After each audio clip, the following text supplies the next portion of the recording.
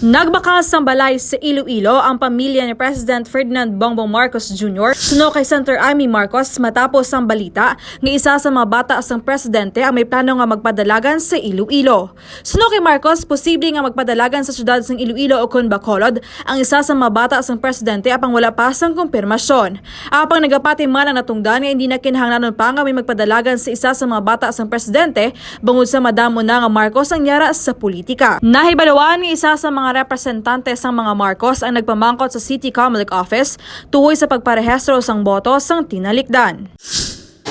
Kagini si kabanderang Jenny Kauyunan nagabandera sang matutud nga serbisyo publiko kag kalingawan sa Iloilo. Radyo Bandera.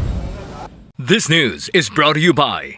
Are you experiencing body weakness? Do you have delayed wound healing? Do you feel hungry all the time? You may have diabetes. A powerful duo to help diabetic. Natural way of lowering blood sugar level. Clinica DTX 500 is a powerful duo that combines of Ampalaya extract and the sugarcane extract. Clinica DTX 500 stimulates the production of insulin, enhance conversion to energy.